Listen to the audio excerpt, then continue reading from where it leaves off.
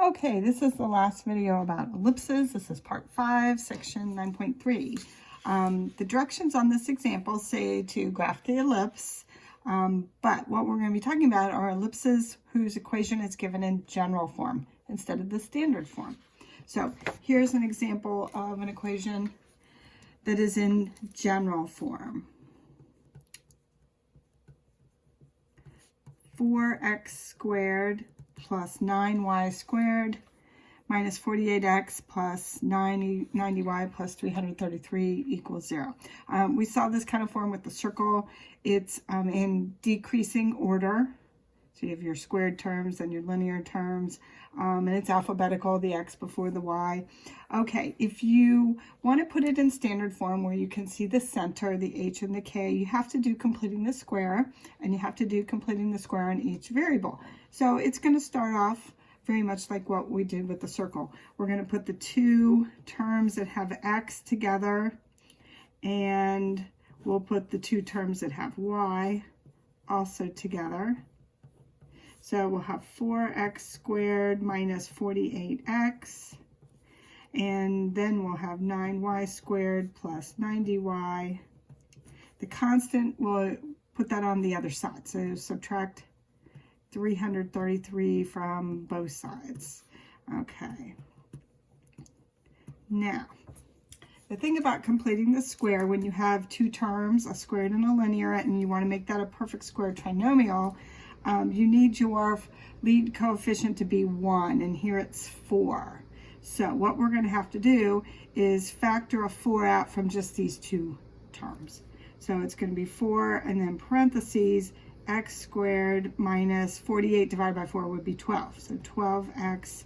We're going to complete the square on the x squared and the minus 12x inside the parentheses. So we're going to make it a perfect square trinomial. So you will need room for the third term.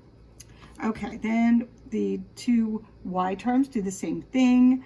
We need a leading coefficient of 1, not 9, so I'm going to factor the 9 out. So I'll put parentheses, divide each one of these by 9. So I'll have y squared plus 10y, and then leave room to add another term in, and then this will be equal to negative 333. Okay. Within each parentheses, you complete the square. So you're going to look at negative 12 divided by 2 gives you negative 6, and then squared would be 36. Okay. So what you've done here is the x squared minus 12x plus 36 is x minus 6 times itself. So it's going to be a square, which is the whole point. All right, now, you can't just add 36 here. You have to realize that you're really adding in 4 times 36, which is 144. So you will need to add that to the right. And then complete the square on the y terms. 10 divided by 2 would be 5, squared would be 25. So we're going to add in 25 here.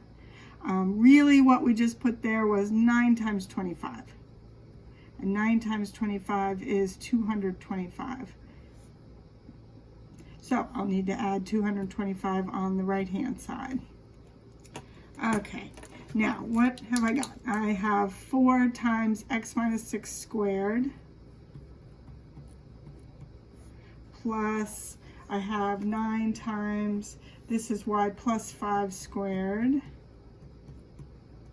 And then this is equal to 36.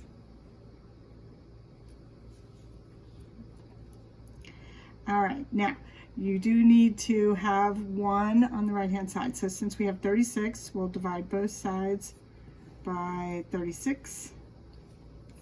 And then we'll have x minus 6 quantity squared divided by 9 plus y plus 5, the quantity squared divided by 4, being equal to 1. Okay, so the HK, or the center, gives us 6, negative 5. A squared is 9. So A is 3. And then B squared equals 4. So B is equal to 2. All right, and then here's my graph of that. So I went 6 right, down 5, so there's the center at 6, -5, and then I counted A is 3, so on the major axis, which is associated with X, I went 3 to the right, so here's a vertex here at 9, -5, and then 3 to the left gives you another vertex, and that'll be at 3, -5. And then B is 2, so you could go up 2 from the center and down 2 from the center. That gives you your co-vertices. And then if you draw that in, you will have the graph of the ellipse.